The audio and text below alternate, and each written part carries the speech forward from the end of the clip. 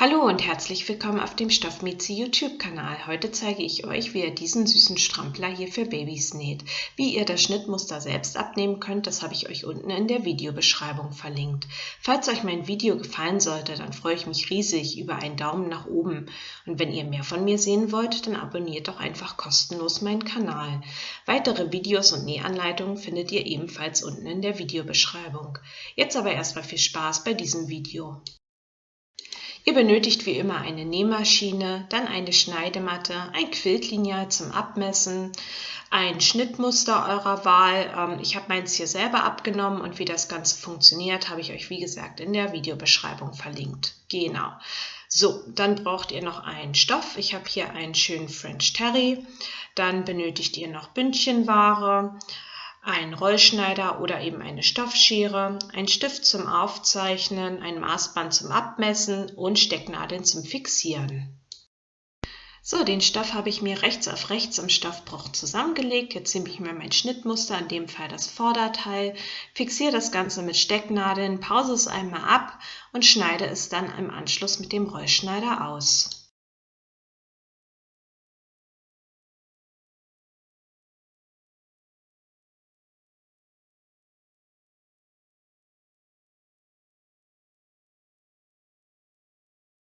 So, das Vorderteil haben wir dann jetzt schon mal und zwar müssen wir jetzt noch den Beleg dafür zuschneiden.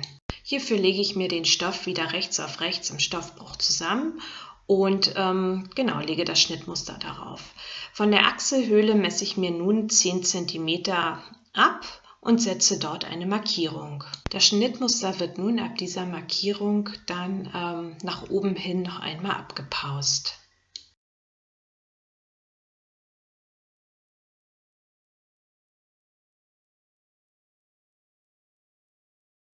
Im Anschluss daran nehme ich mir mein Quiltlineal, ziehe eine gerade Linie durch und schneide den Beleg im Anschluss aus.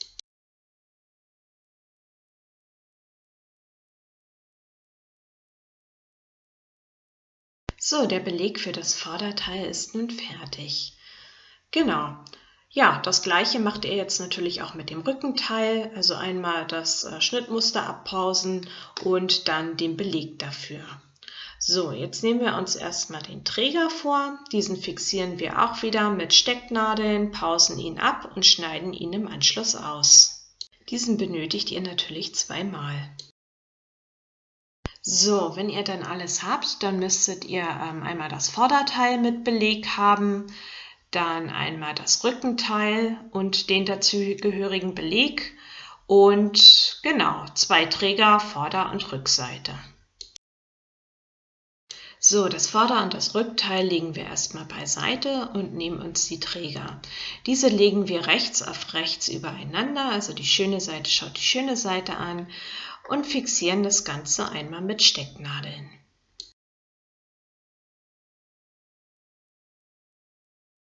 So, wenn wir das dann haben, legen wir auch die Träger erstmal beiseite und nehmen uns den Beleg.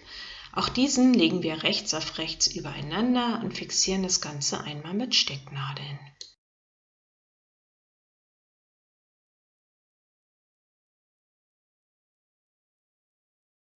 Der Beleg wird dann auch erstmal beiseite gelegt. Dann nehmen wir uns die beiden Hauptteile, legen auch diese rechts auf rechts übereinander und fixieren auch das mit Stecknadeln.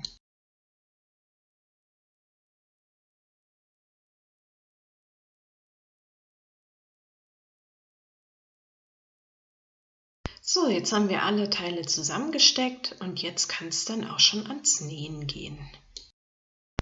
So, die Träger nähe ich hier entlang mit meiner ganz normalen Nähmaschine und zwar benutze ich hier den Gradstich, außer hier unten, da lasse ich frei. Und da genauso. Bei dem Hauptteil, hier nehmt ihr einfach einen dehnbaren Stich. Ich nehme hier für meine Overlock und zwar nähe ich hier an den Seiten entlang, hier genauso und dann hier unten den Schritt. Beim Beleg versäubere ich dann zunächst unten die Kanten mit meiner Overlock und nähe dann im Anschluss die beiden Seiten zusammen.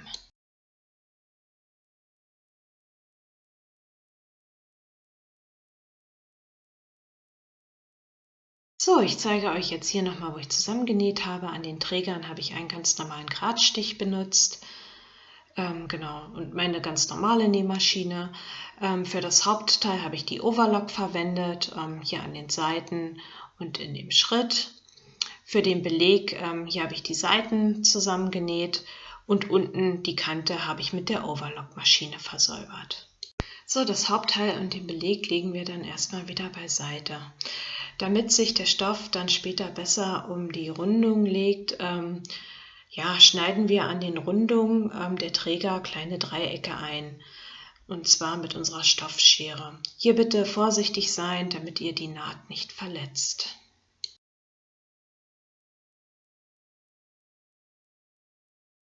So sollte denn das Ganze in etwa aussehen. Zusätzlich habe ich noch die Naht an den Seitenrändern etwas gekürzt.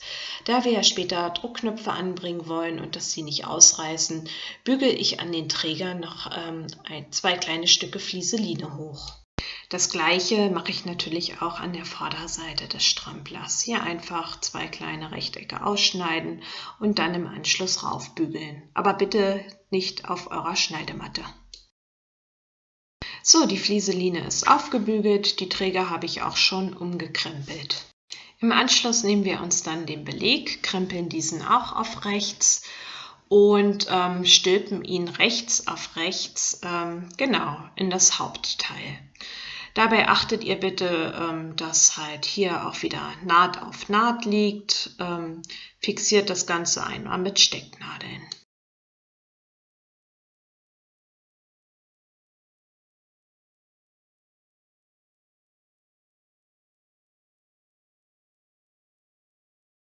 So, wenn wir das dann haben, dann nehmen wir uns die Träger und legen diese auch rechts auf rechts zwischen Rückenteil und Beleg des Rückenteils.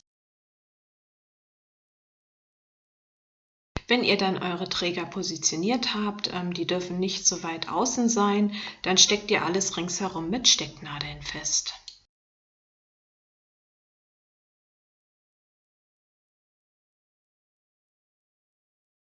So, wenn ihr das dann habt, dann näht ihr ringsherum mit einem dehnbaren Stich. Ich verwende hier den Zickzackstich und meine ganz normale Nähmaschine. Ihr könnt aber hier auch gern die Overlock-Maschine nehmen, wenn ihr wollt. Genau. So, hier an den Seiten müsst ihr halt auch aufpassen, dass ihr hier noch genug Platz habt. Nicht, dass ihr die Träger hier mit annäht. Noch eine kleine Ergänzung, meine Träger habe ich jetzt hier doch weiter zur Mitte fixiert, damit ich halt außen genug Platz habe, dort entlang zu nähen. Ne? Also da müsst ihr unbedingt drauf achten. Bei den Trägern ist noch zu beachten, dass ihr hier auch mehrmals rüber geht, ne? Damit die halt später nicht ausreißen. Genau. So, dann sind jetzt gleich die Bündchen dran, und zwar nehme ich hier jetzt mein Maßband und messe mir erstmal den Umfang aus. So, das sind bei mir hier 20 cm. Diese 20 cm nehmt ihr mal 0,8 und das wären 16 cm. Also braucht ihr in der Länge 16 cm. Ich habe hier mein Bündchen bereits schon zugeschnitten. Das hat eine Länge von 16 cm und in der Höhe hätte ich gern, dass es 5 cm ist. Also das müsst ihr mal 2 nehmen, da das halt doppelt umgeschlagen wird, also 10 cm plus 2 cm Nahtzugabe, also eine Höhe von 12 cm. Genau.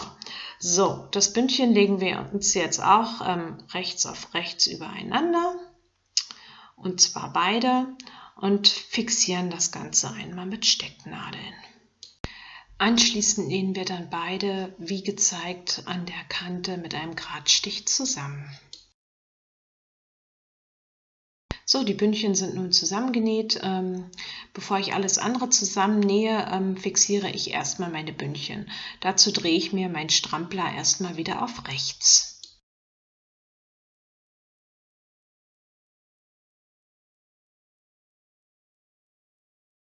Im Anschluss daran nehme ich mir mein Bündchen, krempel dies in der Mitte um, sodass die schöne Seite nach außen schaut. Als nächstes setze ich mir an Bündchen und Strampler 4 Markierungspunkte, und zwar teile ich diese in 4 gleich große Abschnitte und schneide diese leicht mit der Schere ein.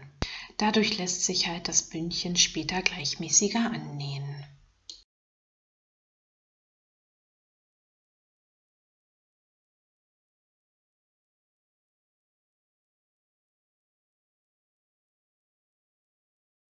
Das gleiche macht ihr auch am Strampler, indem ihr Naht auf Naht zusammenlegt.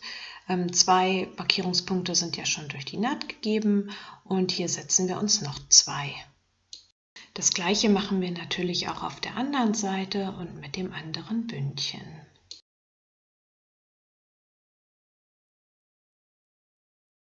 So, wenn ihr das dann habt, dann schiebt ihr das Bündchen rechts auf rechts über das Stramplerbein. Hierbei fixiert ihr erst die Naht des Bündchens mit der Seiteninnennaht des Stramplers und steckt dann die anderen Markierungspunkte fest.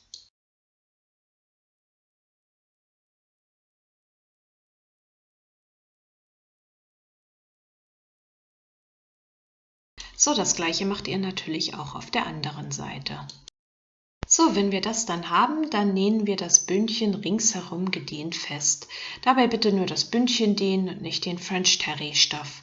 Ich nehme hierfür meine normale Nähmaschine und verwende hier den Zickzackstich. Wenn man noch nicht so geübt ist, dann kann es passieren, dass die Naht des Bündchens und die Naht des Stramplers einfach gegeneinander verrutschen, und hier könnte man zunächst einmal an der Naht mit einem Gradstich fixieren. Dann kann es halt später nicht mehr verrutschen und man kann dann ganz normal gedehnt festnähen.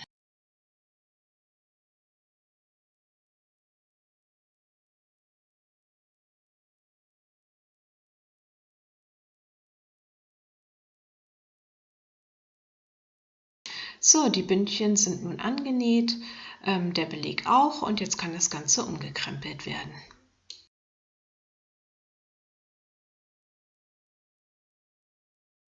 So, dann sind wir auch schon so gut wie fertig. Und zwar nehme ich mir jetzt noch meine Druckknopfzange und bringe an den Trägern sowie an dem Vorderteil die Druckknöpfe an. Und zwar solltet ihr das relativ gleichmäßig machen, also vielleicht auch am besten irgendwie mit dem Lineal abmessen. Genau, damit später nicht schief wird. So, die Druckknöpfe sind nun angebracht. Hier oben an den Trägern habe ich 2 angebracht, damit man die Länge halt noch ein wenig variieren kann. Ja, so, dann ist der Strampler auch schon fertig. Ist doch ganz süß geworden, oder? Dann hoffe ich, dass mein Video euch gefallen hat. Falls ja, dann freue ich mich riesig über einen Daumen nach oben. Wenn ihr mehr von mir sehen wollt, dann abonniert doch einfach kostenlos meinen Kanal. Falls es Fragen oder Anregungen gibt, dann könnt ihr mir das gerne in die Kommentare schreiben. Bis zum nächsten Video. Eure Staff Mieze.